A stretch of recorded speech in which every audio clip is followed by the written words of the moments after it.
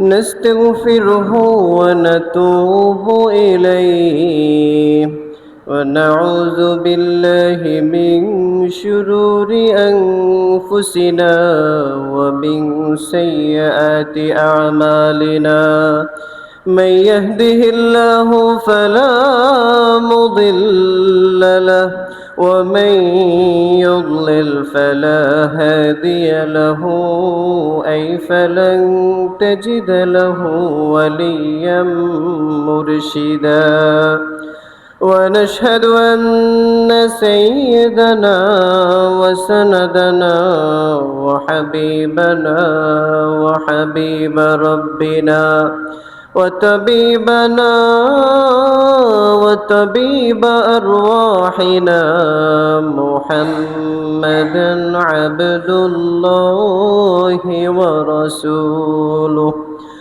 أرسله بالحق بشيرا ونذيرا وداعيا إلى الله بإذنه وسراجا منيرا أما بعد فقد قال الله تعالى في كلامه المجيد وفي فرقانه الحميد أعوذ بالله من الشيطان الرجيم بسم الله الرحمن الرحيم إن الله وملائكته يصلون على النبي يا أيها الذين آمنوا صلوا عليه وسلموا تسليما اللهم صل على سيدنا مولانا محمد وعلى آل سيدنا مولانا محمد اللهم صل على سيدنا مولانا محمد وعلى آل سيدنا مولانا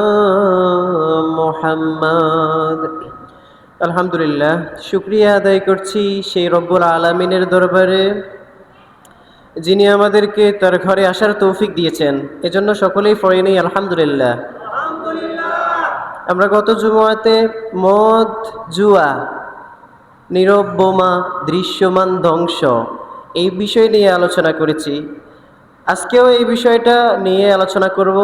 গত জুমআতে আমরা জেনেছি মদ কেন হারাম হয়েছে। মদ ওমর রাদিয়াল্লাহু তাআলা আনহু এর দোয়ার বদৌলতে হারাম হয়েছে। মদের 5টা ক্ষতিকর দিক রয়েছে। একটা হচ্ছে মদ মানুষের দিনদারিতাকে নষ্ট করে দেয়। দ্বিতীয় নম্বর, মদ মানুষের জীবনকে আস্তে আস্তে ধ্বংস করে দেয়। তৃতীয় নম্বর, নেশা জাতীয় দ্রব্য এগুলো প্রজন্মের উপরেও অ্যাটাক করে। চতুর্থ নম্বরে, যারা মদ জুয়ার সাথে লিপ্ত হয় তাদের আকল বিবেক আস্তে আস্তে লোপ পেতে থাকে। এরপরে আগে মদের নাম ছিল শুধু মদ, এখন এটার মদ শুধু এই নাম না, এখন এটার ভিন্ন ভিন্ন নাম রয়েছে। প্রিয় নবীজি 10 ব্যক্তির প্রতি, মদের সাথে সংশ্লিষ্ট 10 ব্যক্তির প্রতি অভিসম্পাত করেছেন। আল্লাহ তাআলা মদের সাথে সম্পৃক্ত 10 ব্যক্তির প্রতি অভিসম্পাত করেছেন। এই বিষয়টা সম্পর্কে জেনেছি গত জুমআতে। এরপরে মদে আসক্ত হওয়ার আসল কারণ হচ্ছে সঙ্গদোষ, খারাপ বন্ধু, এটাই মাদকে লিপ্ত হওয়ার প্রথম কারণ। তারপরে জুয়া, এটা হচ্ছে দ্রুত ধনী হওয়ার মরণ পাত।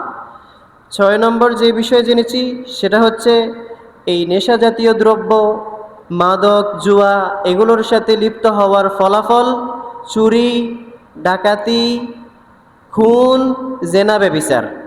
আর সর্বশেষ এই মাদক, এটা থেকে প্রতিরোধের উপায় আমরা জেনেছি গত জুমাতে। তো ইনশাআল্লাহ এই জুমাতে এরই ধারাবাহিকতায় আরও কিছু কথা জানবো। আল্লাহ তাআলা বলেছেন ফিহি ইসমুন কাবীর।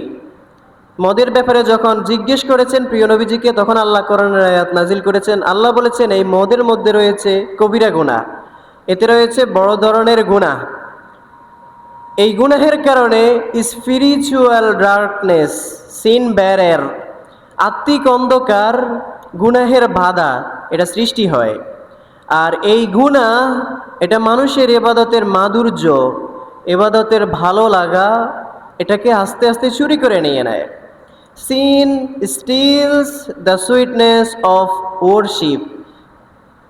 পাপ, গুনাহ এটা ইবাদতের মিষ্টি, ইবাদতের মধু চুরি করে নিয়ে যায়। এই মাদক এবং নেশা জাতীয় দ্রব্যের সবচাইতে বড় ক্ষতি হচ্ছে এটা মানুষের হৃদয়কে কঠিন করে দেয়। মাদক মানুষের হৃদয়কে কঠিন করে দেয়, ঠিক কি না? বলেন তো দেখি। মাদক মানুষের হৃদয়কে কঠিন করে দেয়। ইযা কাসাল কলবু জাফাতিল আইন। যখন মানুষের হৃদয়টা পাষাণ হয়ে যায়, কঠিন হয়ে যায়, তখন অশ্রু শুকিয়ে যায়, চোখ দিয়ে পানি পড়ে না। কোরআনের আলোচনা শুনলে তখন আর হৃদয় গলে না, ঈমান তাজা হয় না। কবরের কথা শুনলে ভয় সৃষ্টি হয় না। মায়ের চোখের কান্না, মায়ের অশ্রু তার হৃদয়কে নরম করে না। বাবার অসহায়তা তাকে একটুও বিগলিত করে না। এটা হচ্ছে হার্ট ক্রাইসিস। এই নেশা জাতীয় দ্রব্যের সাথে মানুষ লিপ্ত হওয়ার কারণে তার অন্তর এটা সংকীর্ণতায় চলে যায়। সে নামাজ ছেড়ে দেয়, ফজর ছাড়ে, জোহর ছাড়ে, আসর ছাড়ে, জুমাও ছেড়ে দেয়। নামাজ পড়তে বললে বলে আমার সময় নাই। কি বলে? সময় নাই। নামাজ পড়তে বললে কয় সময় নাই, কিন্তু বন্ধুদের সাথে আড্ডা দেওয়ার জন্য ঠিকই সময় আছে। অনেকে বলে সংসারে অশান্তি। অনেকে বলে, এই যে ছোট বাচ্চারা এদিকে চলে আসো, জাহিদ, জাহিদ, তারপরে রবিউল, সুমন, এইদিকে চলে আসো, এ পাশে চলে আসো। অনেকে বলে সংসারে অশান্তি, সংসারে শান্তি নাই, কিন্তু নিজে নেশা করে। নিজে প্রতিদিন নিজের নেশার পিছনে সিগারেট, মাদক, জুয়া, দোকানের মধ্যে আড্ডা, এগুলোর পিছনে প্রতিদিন নিজে শত শত টাকা খরচ করে। যদি 500 টাকা ইনকাম করে, প্রতিদিন নিজেরই খরচ হয় 200 টাকা। সংসারে শান্তি থাকবে কি করে? সংসারের সদস্য হচ্ছে 5 জন। আপনি দোকানে যেই 200 টাকা বাড়তি খরচ করছেন, এই বাড়তি খরচ এটা আপনার বাড়তি।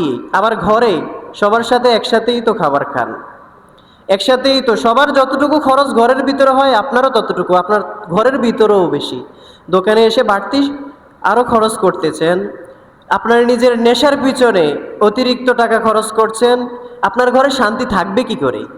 ইনসাফ তো নাই। এরপরে অনেকে বলে যে ছেলে কথা শোনে না। ছেলে কথা শুনবে কি করে? অনেক বাবা ছেলেকে দিয়ে দোকান থেকে সিগারেট কিনিয়ে নিয়ে যায়, আছে না নাই? এই এলাকায় তো নাই, এই এলাকায়ও আছে। আল্লাহ আল্লাহ হেফাজত করুক। বাবা ছেলেকে দিয়ে সিগারেট কিনে নিয়ে যায়, দাদা ছেলেকে দিয়ে সিগারেট কিনিয়ে নিয়ে যায়, বাবা ছেলের সামনে ধূমপান করে। তো ওই ছেলে কথা শুনবে কি করে? ওই ছেলে ভালো হবে কি করে? ছেলের সামনে আপনার যদিও নেশার অভ্যাস থাকে, আপনার সন্তানের সামনে কিভাবে আপনি নেশা করেন? তো ছেলেগুলো কথা শোনে না এই সমস্ত কারণে।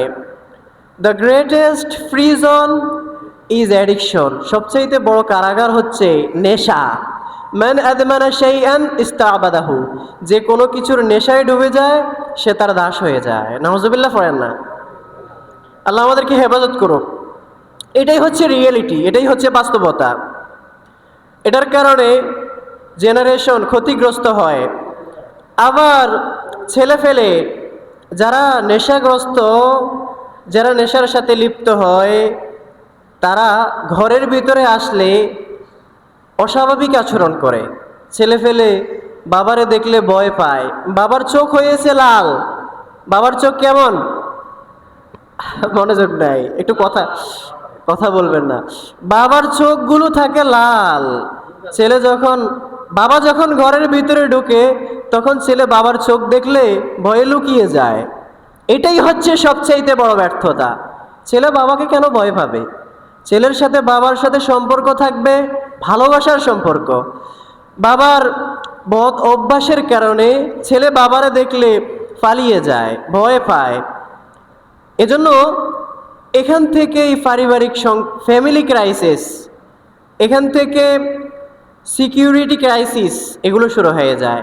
স্ত্রী স্ত্রী স্বামীকে ভয় পায়, স্বামী ঘরে আসলে মারধর করে, এজন্য স্ত্রী ঘরের দরজা বন্ধ করে ঘুমায়।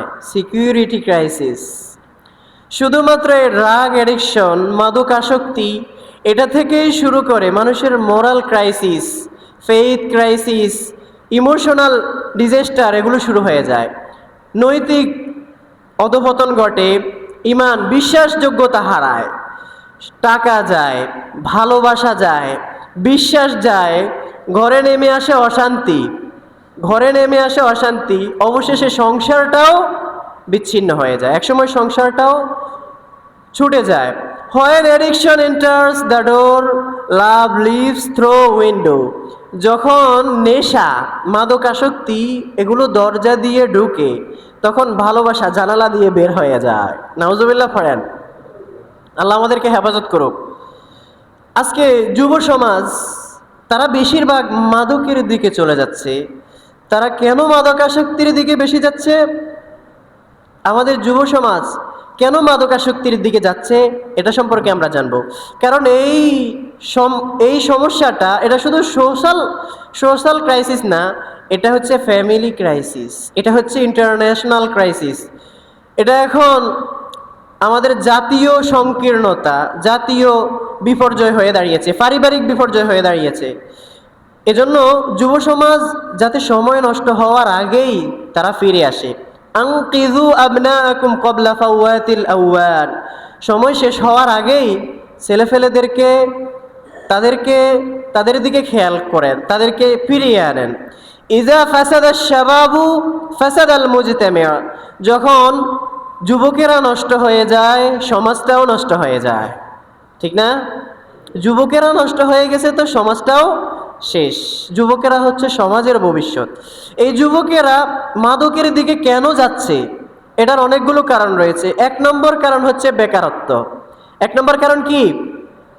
যুবকেরা মাদকের দিকে যাচ্ছে এটার এক নম্বর কারণ হচ্ছে বেকারত্ব। এক নম্বর কারণ কি? বেকারত্ব। যেই সমস্ত যুবকেরা বেকার, তারা ঘুম থেকে যখন ওঠে তখন দেখে কোনো কাজ নাই, কোনো দায়িত্ব নাই, কোনো স্বপ্ন নাই, কোনো লক্ষ্যও নাই।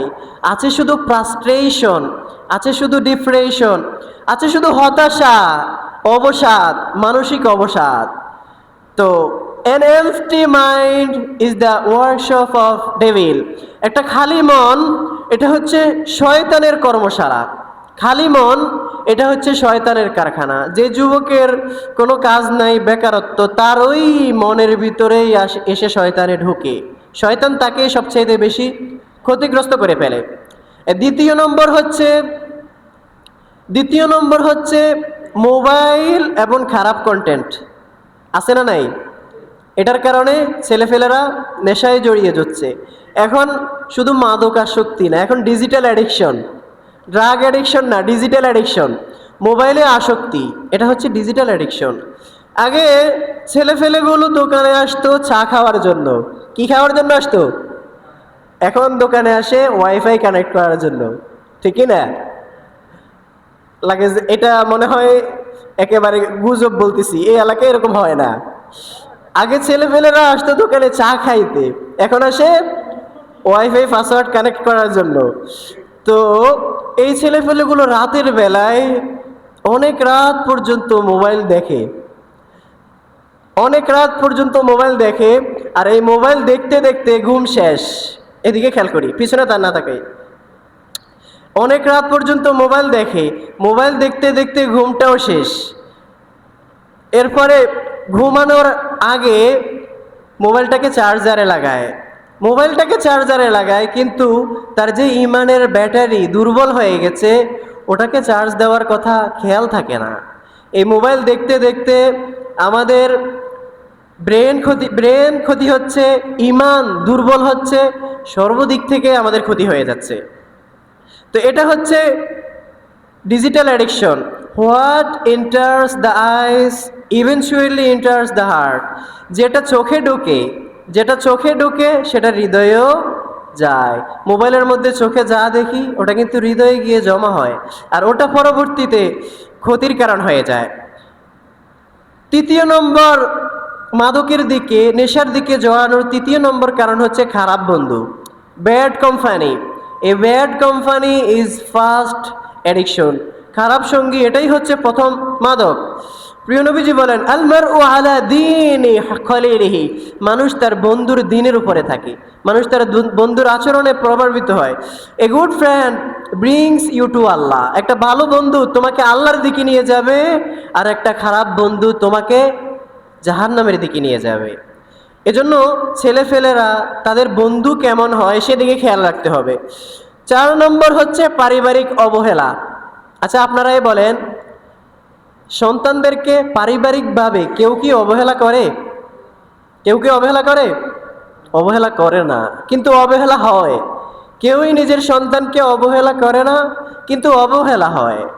যত মানুষ যত ধনী হয় তাদের সন্তান তত অমানুষ হয়। কথা ঠিক না?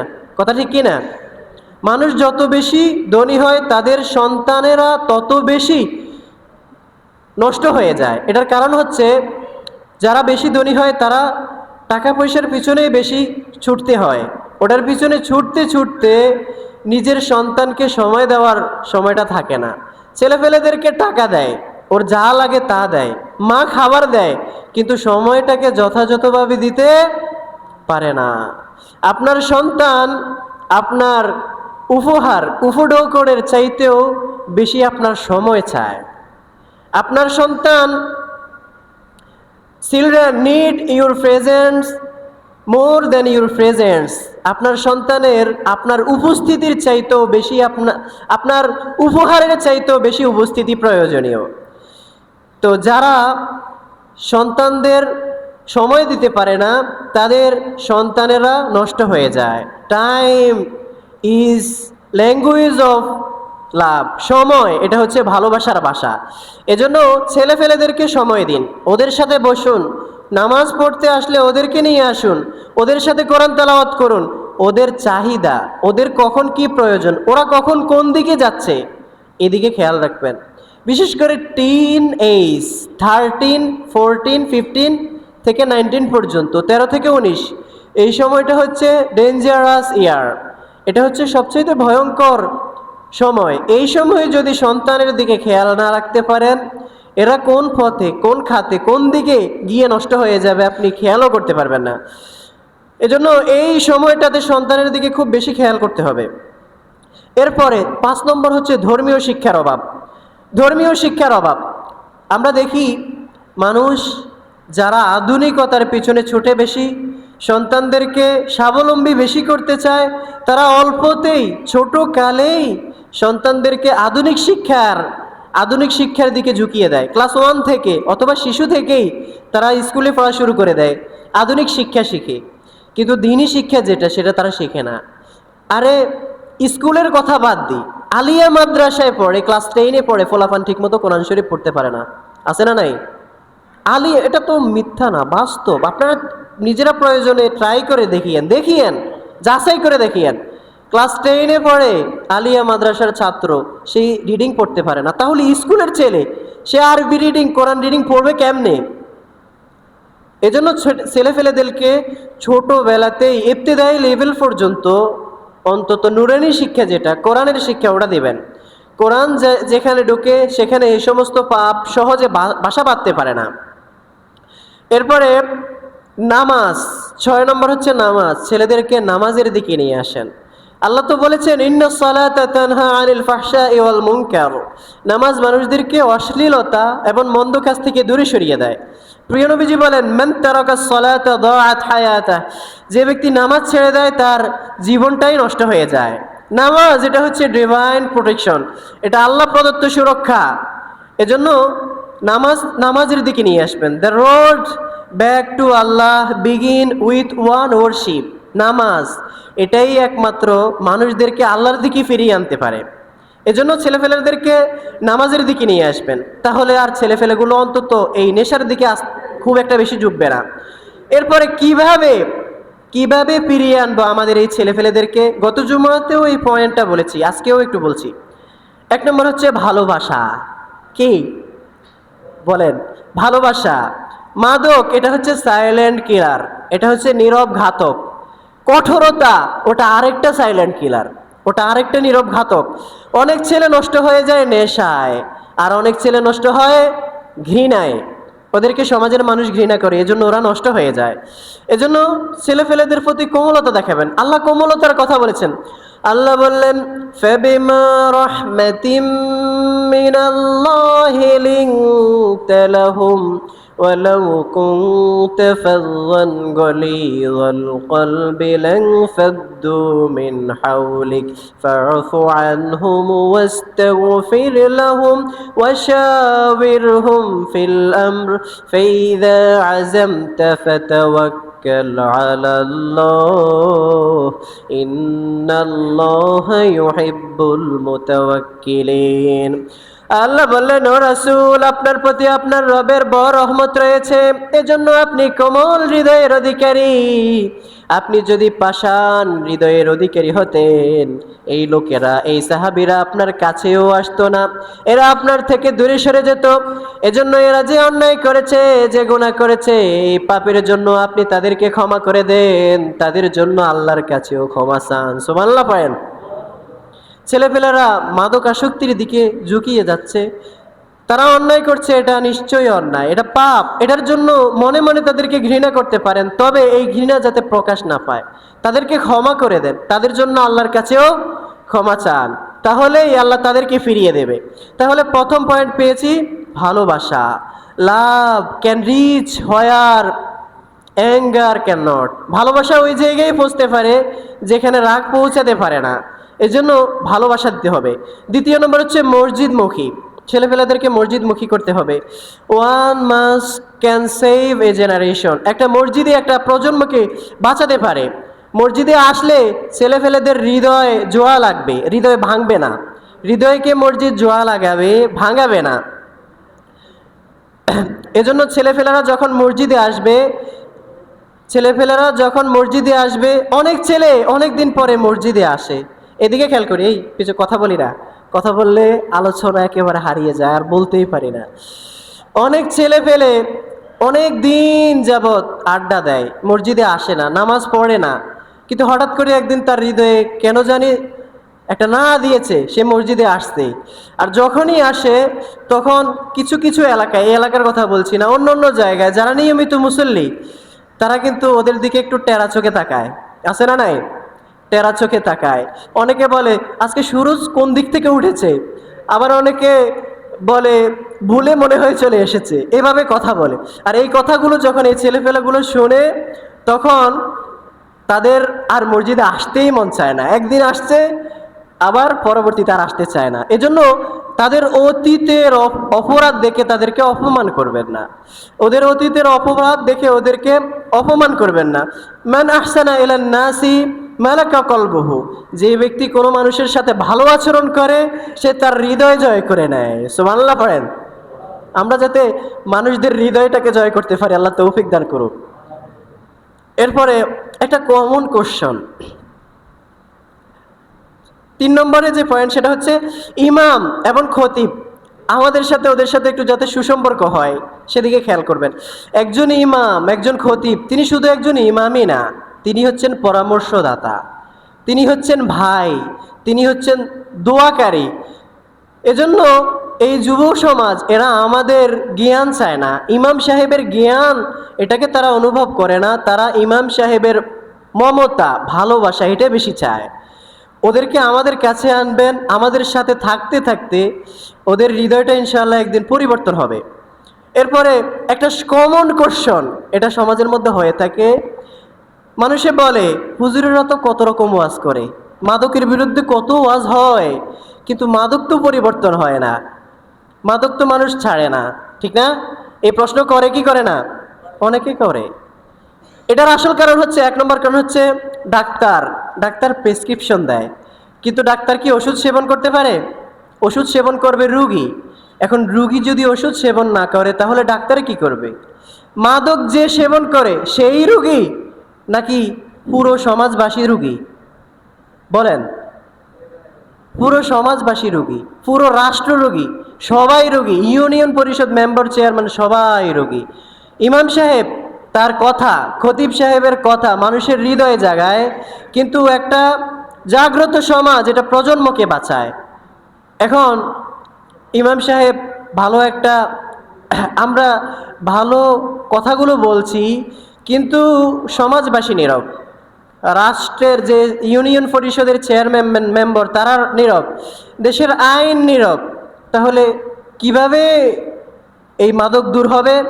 আমরা দেখি যাদের ক্ষমতা রয়েছে, মাদককে প্রতিরোধ করার মতো ক্ষমতা রয়েছে, তারা দিনের বেলায় মাদকের বিরুদ্ধে বক্তৃতা দেয়, দিনের বেলায় তারা মাদকের বিরুদ্ধে স্লোগান দেয়, কিন্তু রাতের বেলায় নিজেরাই মাদকের সাথে লিপ্ত হয়, আছে না নাই?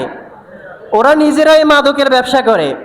যারা মাদক সাপ্লাই করে, ড্রাগ ডিলার, তাদের সাথে তারা রাত্রিকালে টি মিটিং করে, দিনের বেলায় বক্তৃতা, রাতের বেলায় চুক্তি, দিনের বেলায় মোটিভেশন, রাতের বেলায় অ্যাডিকশন।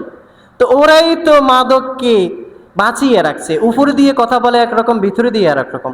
আল্লাহ বলছেন, আতা'মুরুনা আন-নাসা বিল বিররি ওয়া তানসাউনা আনফুসাকুম, তোমরা কি মানুষের সাথে ভালো ভালো কথা বলো, অথচ নিজের কথাই বলে যাচ্ছ? তো ওই সমস্ত লোকেরাই তো মাদককে জীবিত করে রাখছে। একজন ইমাম কতটুকু কাজ করতে পারে? আর সব কথা কিন্তু, সব কাজ কিন্তু কথা দিয়ে হয় না। সব কাজ কি কথা দিয়ে হয়? যদি সব কাজ কথা দিয়েই হতো, আল্লাহ আইন দিতেন না। এই মাদকের বিরুদ্ধে ওমর রাদিয়াল্লাহু আনহু তার ছেলে আবু শাহামকে 80 বেত্রাঘাত করতেন না, যদি কথা দিয়েই কাজ হতো। এরপরে এই যে আমার যারা যুবক ভাইরা রয়েছেন, তাদের উদ্দেশ্য করে আমি শেষ কিছু কথা বলি, কথাগুলো একটু হৃদয়ের কান দিয়ে শোনেন। যারা এখন মাদকের সাথে লিপ্ত হচ্ছেন, আপনাদেরকে নিয়ে আপনাদের বাবার অনেক বড় আশা, আমার ছেলে আমার লাঠি হবে, কিন্তু আপনি আপনার বাবার লাঠি হতে পারেন নাই। আপনি হয়েছেন সমাজের নিন্দার কারণ। আপনাকে নিয়ে আপনার মায়ের স্বপ্ন ছিল, আপনি আপনার মায়ের স্বপ্ন হওয়ার কথা ছিলেন, এখন আপনি হচ্ছেন সমাজের অপমানের কারণ।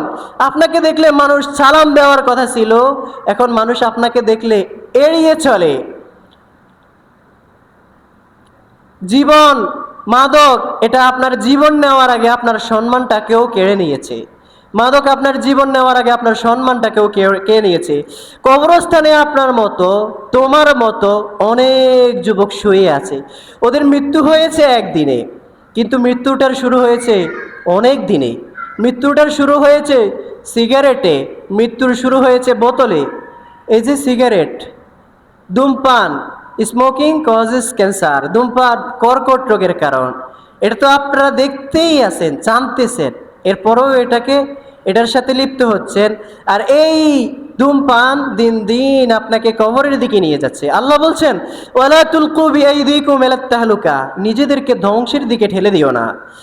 যেই ছেলের হাতে মা কলম দিয়েছিল, কলম তুলে দিয়েছিল, ওই ছেলের হাতে যদি কলমের পরিবর্তে ওই ছেলের মুখে ধোঁয়া জ্বলে, সিগারেট জ্বলে, শুধু সিগারেটটাই পড়ে যায় না, একটা মায়ের স্বপ্নও পড়ে যায়। যে বাবা রোদে পড়ে কষ্ট করে আপনার জন্য অর্থ উপার্জন করেছেন, আপনি যদি এই সিগারেট এটাকে ধূমপান করেন, এই সিগারেটের সাথে আপনার বাবার স্বপ্নটাও পড়ে যায়। তাহাজ্জুদের নামাজে আপনার মা আপনার জন্য দোয়া করেছে, কিন্তু আপনি নেশার অন্ধকারে ডুবে গেছেন। আপনি নেশার অন্ধকারে শুধু ডুবে যান নাই, আপনার মায়ের কান্না এটা আরশ পর্যন্ত, আকাশ পর্যন্ত পৌঁছে গেছে। এজন্য এই নেশা থেকে ফিরে আসেন। আজকে যদি যারা নেশার সাথে লিপ্ত হচ্ছ, তোমরা যদি আজকে ফিরে আসো, তাহলে এই সমাজ বদলাবে, আমাদের দেশ বদলাবে, পরিবার বাঁচবে, ইমানটাও বাঁচবে। আর যদি তোমরাই নেশার দিকে ডুবে যাও, এই সমাজ বাঁচাবে কে? তোমরা যদি মসজিদ থেকে দূরে সরে যাও, এই মসজিদটাকে আবাদ করবে কে?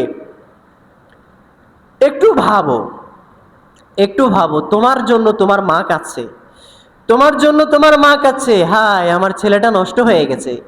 তোমার জন্য তোমার বাবা কাঁদছে, তোমার জন্য তোমার বাবা সমাজে মাথা উঁচু করে হাঁটতে পারে না। বাবা মাথা নিচু করে হাঁটে, আছে না নাই? তোমার জন্য তোমার বোন কাঁদে, হায় আমার ভাইটা কেমনে এমন হয়ে গেল।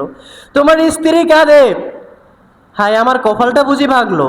তোমার ছেলে কাঁদে, তোমার ছেলে অধীর অপেক্ষায় আছে, বাবা তুমি ফিরে আসো, বাবা তুমি মাদক থেকে ফিরে আসো। এই কথাগুলো কি হৃদয়ে লাগে না? এই কথাগুলো কি একটু হৃদয়কে নরম করে না?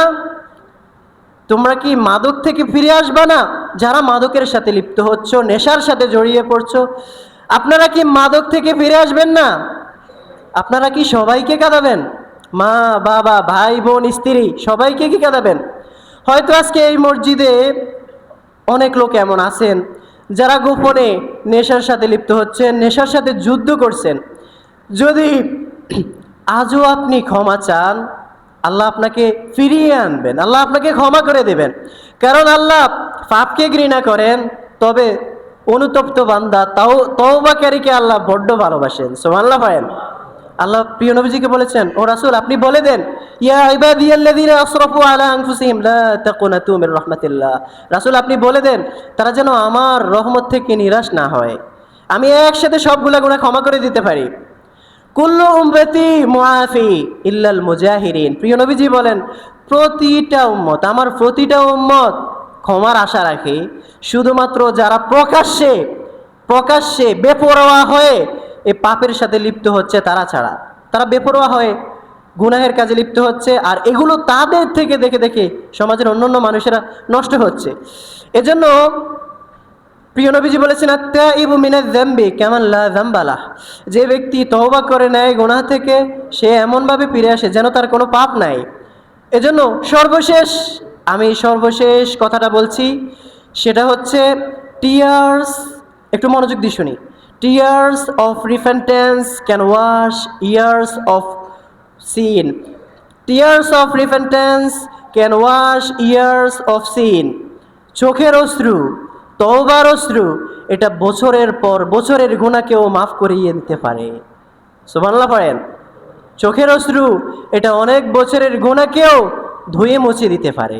আল্লাহ তাআলা যাতে আমাদের এই যুব সমাজেরা নেশা থেকে, মাদক থেকে, জুয়া থেকে ফিরে আসতে পারে, তাদেরকে তৌফিক দান করুক।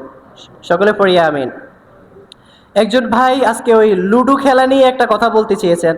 ওই যে টিটু ভাই, নামাজের আগে একটু সংক্ষেপে, সময় হয়ে গেছে, একটু সংক্ষেপে কথাটা সেরে নেন।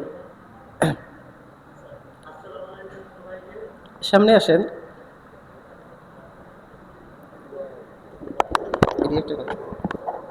দেখেন আমরা সবাই চাইলে এই সমাজ থেকে সবাই বন্ধ করতে পারছি, যুদ্ধ খেলাটা চাইলে বন্ধ করতে পারি। সবাই আমরা মুরব্বীরা সম্মান আমরা দিলেও কিভাবে নেশা করলে আমাদের দেখলে নেশা করতে পারে। মুরব্বীরা এখানে বসে থাকে, ভিতরে লুডো খেলে, এই ফাঁকে নেশা করা গিয়ে নেশা করে। আমরা লুডো খেলাটা যদি বন্ধ করে দিই, নেশা করতে পারবে না। আমরা যদি আবার জিগাই, বলে কি যে আমরা এটা শয়তানি করি, আসলে এটা শয়তানি না। 10 বছর একটা পিচ্ছি, 8 বছর একটা পিচ্ছি, সেও 100 টাকা করে খেলবো না জুয়া। কিছু বললেই বলে আমরা এমনি খেলি, তোর সমস্যা কি, আমার বাপের টাকাটা আমরা কিনি। পয়সা থাকে, এটা হারাম হওয়ার কিছু বলে না। এরা যদি কিছু না করতে পারে আমাদের বলো, আমরা 2-3 জন 4 জন উদ্যোগ নিই। এরা এটা বলে না কেন? এই জিনিসটা কেন?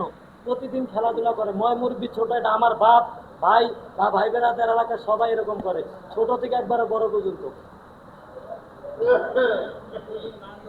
এরা যদি মুরব্বীরা যদি যেটা না পারে সেটা আমাদের গুলো দিয়ে আমরা এটা উদ্যোগ নিতে পারি নাকি?